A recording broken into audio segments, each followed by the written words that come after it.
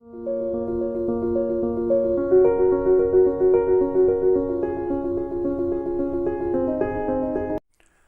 and welcome back to my YouTube channel. Guys, I hope that you all are doing good. Guys, कुछ personal मसरूफियात की वजह से मैंने बहुत सारे दिनों से कोई वीडियो अपलोड नहीं किया और उसके लिए मैं आप सब लोगों से सॉरी बोलना चाहता हूँ। तो चलिए गाइस, आज के बाद हम अपना सेशन फिर से स्टार्ट करेंगे। तो आज हम एक इम्पॉर्टेंट टॉपिक डिस्कस करेंगे, दैट इज़ 10 डेज रूल। ठीक है, या 10 डे रूल। तो अगर हम बात करेंगे 10 डे रूल की, ये एक इम्पॉर्टेंट रूल है जो कि हम अक्सर रेडियोलॉजी में यूज़ करते हैं, लेकिन ये जो रूल है it is used especially for the reproductive females. ठीक है, या जो फीमेल्स रिप्रोडक्टिव एज ग्रुप में आती हैं, जिनको प्रेग्नेंट होने के चांसेस हो, तो उनमें हम 10 डेज रूल का यूज़ करते हैं। But before moving to 10 days rule, you guys must know a term that is teratogen. Teratogen क्या होता है? ऐसा कोई एजेंट जो कि एम्ब्रियो या फीटस की डेवलपमेंट को डिस्टर्ब करे, ऐसे एजेंट को हम टीराटोजन बोलते हैं। यानी कोई एजेंट जो कि डेवलपिंग एम्ब्रियो या फीटस की डेवलपमेंट को डिस्टर्ब करे या डिसरप्ट करे, तो ऐसे एजेंट को हम क्या बोलते हैं?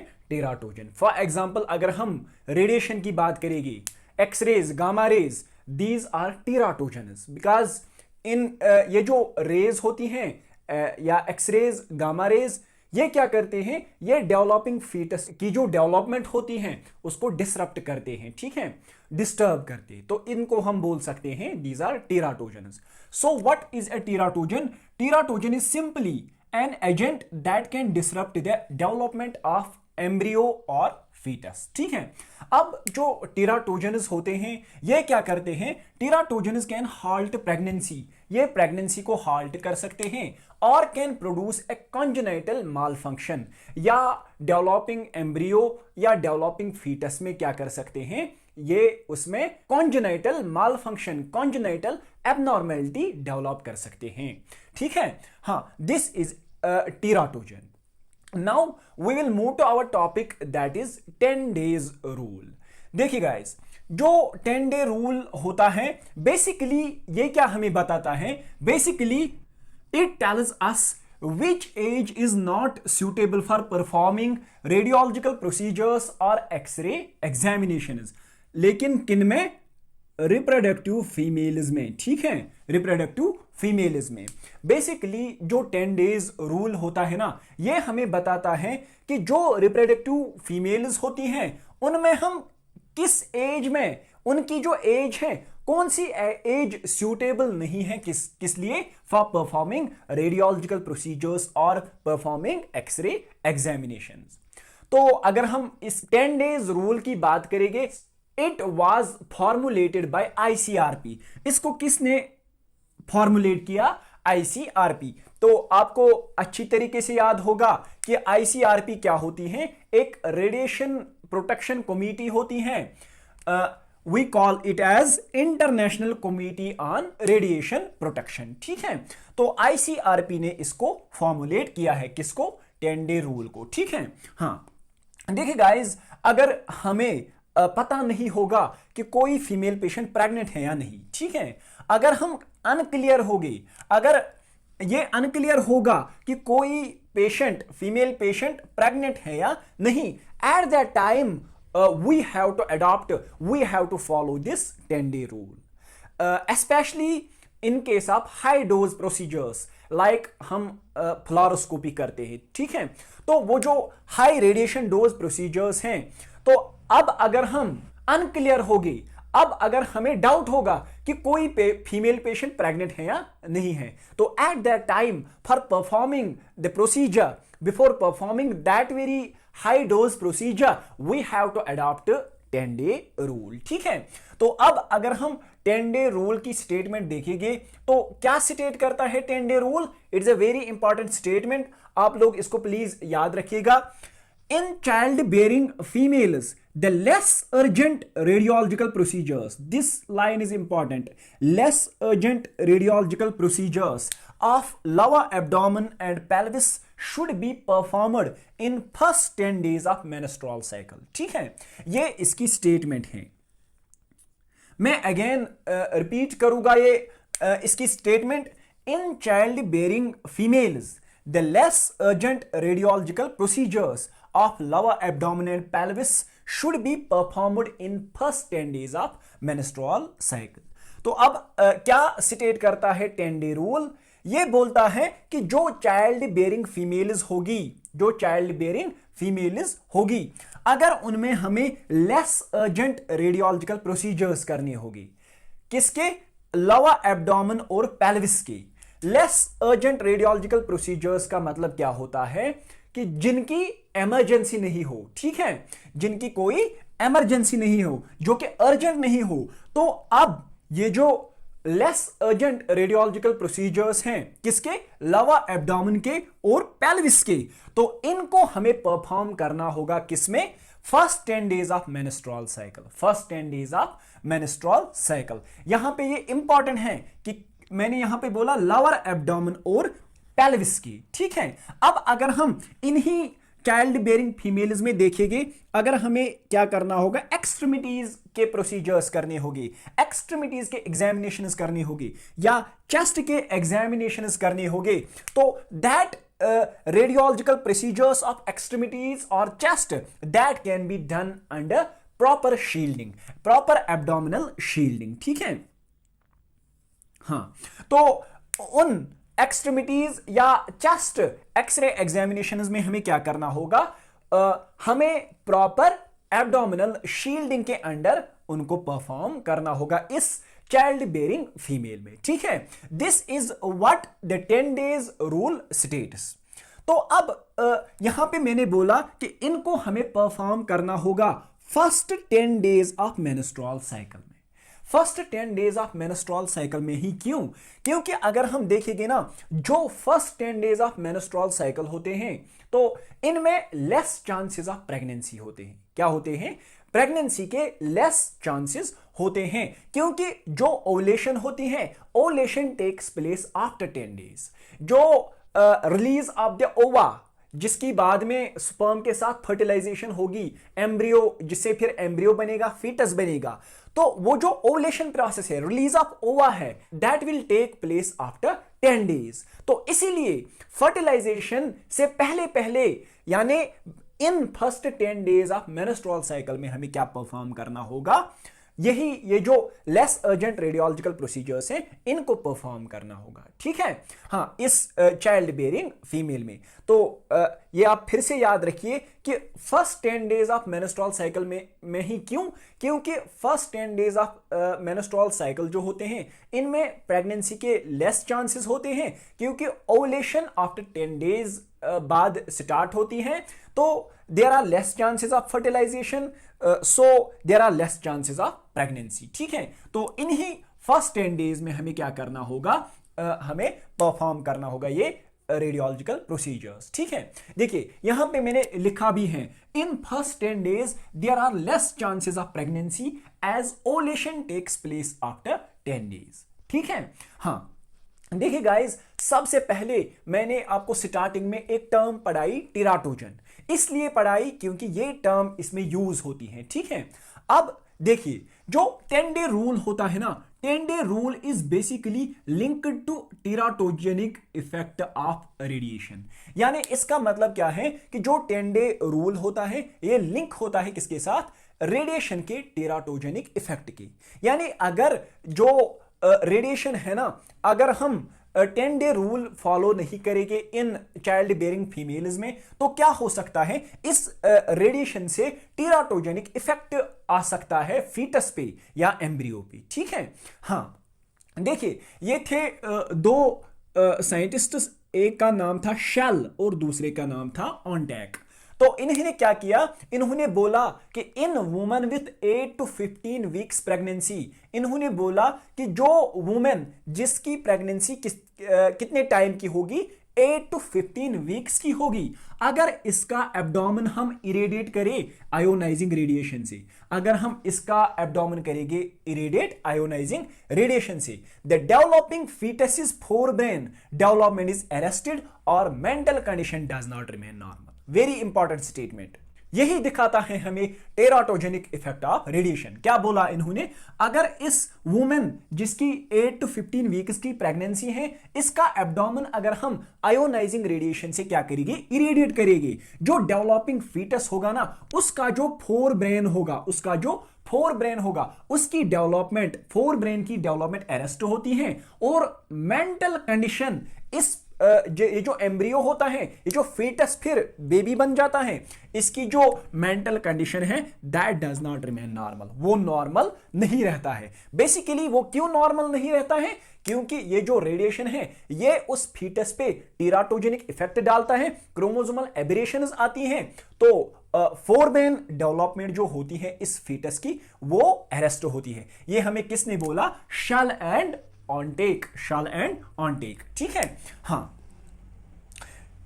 देखिए गाइस, अब जो चाइल्ड बेयरिंग मदर है ना, जब भी हम कोई एक्सरे प्रोसीजर, कोई रेडियोलॉजिकल प्रोसीजर एक चाइल्ड बेयरिंग मदर में करेगी, first of all justification is very important. Justification is very important before performing a radiological procedure.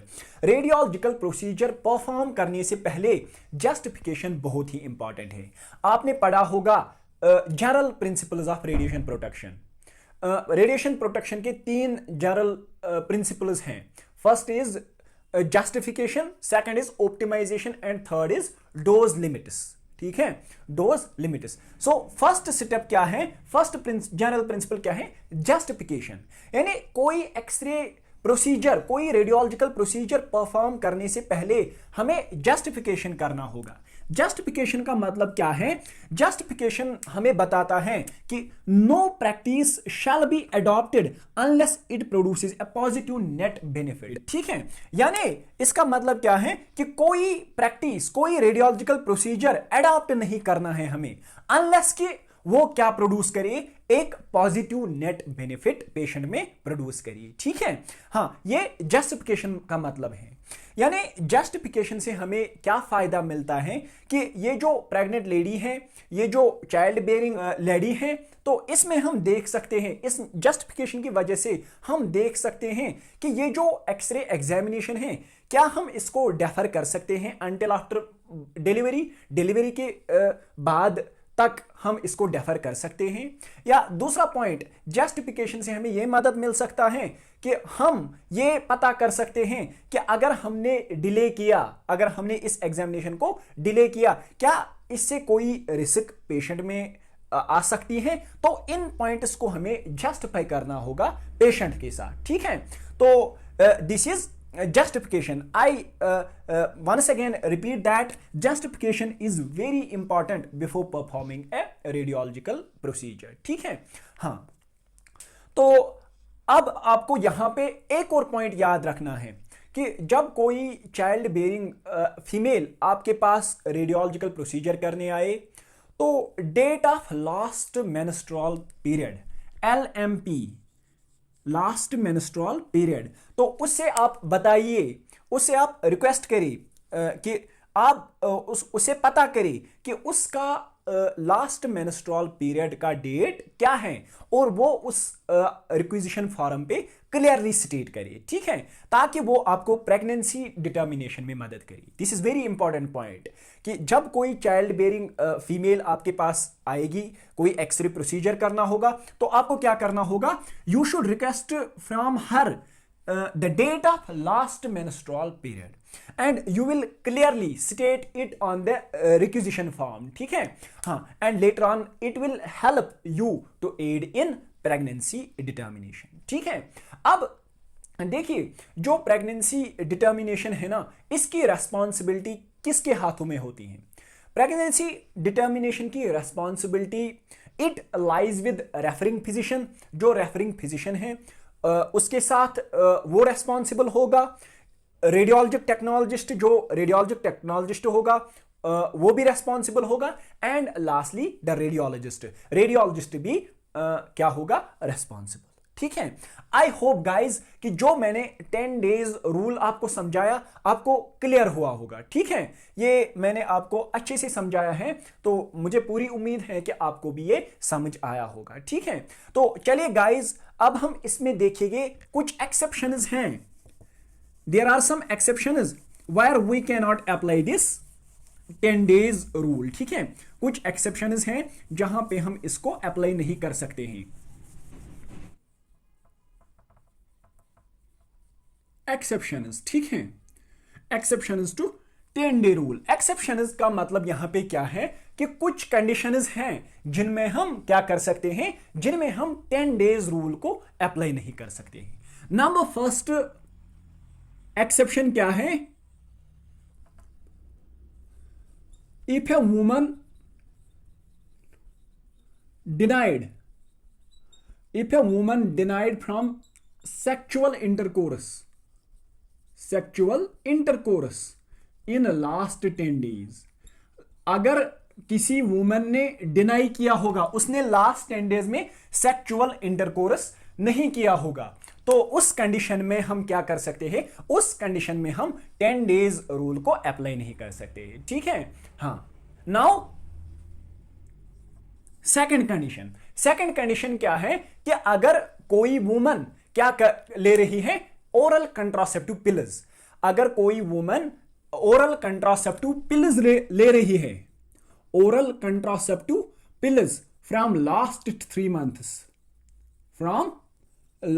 3 months, और वो जो ओरल कंट्रासेप्टिव पिल्स हैं वो इफेक्टिव होगी, तो at that time 10 days rule is not applied. ठीक है, तो मैं रिपीट करूंगा। सबसे पहला पॉइंट, अगर किसी वुमेन ने डिनाई किया होगा, उसने सेक्सुअल इंटरकोर्स लास्ट 10 डेज में नहीं किया होगा, तो उसमें हम 10 डेज रूल अप्लाई नहीं कर सकते हैं। या दूसरा मैंने बोला, अगर कोई वुमेन क्या ले रही है, अगर कोई वुमेन ओरल कंट्रासेप्टिव पिल्स ले रही है लास्ट 3 मंथ से, और वो जो ओरल कंट्रासेप्टिव पिल्स हैं वो उसमें इफेक्टिव हैं, तो उसमें भी हम 10 डेज रूल को अप्लाई नहीं कर सकते हैं। थर्ड क्या है कि अगर कोई वुमेन ऐसी है जिसमें आईयूडी लगा होगा, आईयूडी यानी इंट्रायूटेरिन डिवाइस, इंट्रायूटेरिन बेसिकली ये भी कंट्रासेप्टिव डिवाइस होता है, लेकिन इसको हम लगाते हैं यूटेरस में। ठीक है, इंट्रायूटेरिन डिवाइस कब से, फ्रॉम लास्ट 3 मंथ्स, और वो इफेक्टिव हैं, तो उसमें भी हम क्या कर सकते हैं, 10 डेज रूल को अप्लाई नहीं कर सकते। ठीक है, नंबर 4 कंडीशन क्या है कि अगर कोई वुमेन स्टरलाइज्ड हो, if A women is sterilised आपने प्रीवियस क्लासेस में पढ़ा होगा। स्टरलाइज्ड का मतलब क्या होता है, ट्यूबेक्टोमी। अगर हम मेल्स में देखेंगे तो दैट इज वैसेक्टोमी, तो लेकिन यहां पे हमें स्टरलाइज्ड का मतलब क्या है, ट्यूबेक्टोमी। किसी का फैलोपियन ट्यूब कट किया जाता है किसी फीमेल का, और वो फिर टाई अप किया जाता है ताकि सुपर्मस की पैसेज कट हो जाए। ठीक है, कोई वुमन स्टरलाइज्ड हो यानी उसमें ट्यूबेक्टोमी की गई हो, तो उसमें हम 10 डेज रूल को अप्लाई नहीं कर सकते। ठीक है, नाउ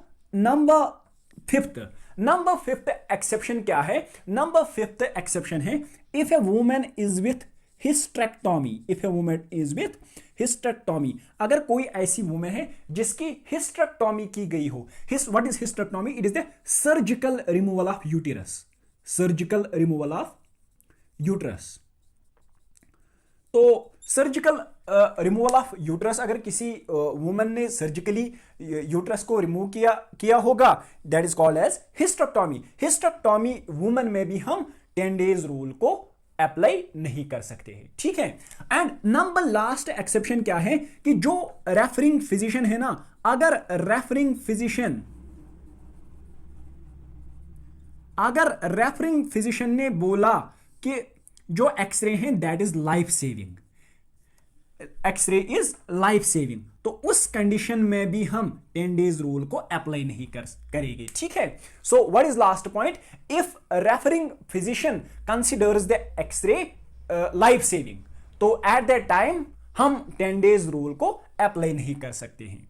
ठीक है, आई होप गाइज कि ये जो आज का लेक्चर था आपको क्रिस्टल क्लियर हुआ होगा। तो किसी को कोई डाउट होगा, कोई क्वेरी होगी तो कमेंट सेक्शन में लिख देना। फी अमानिल्लाह।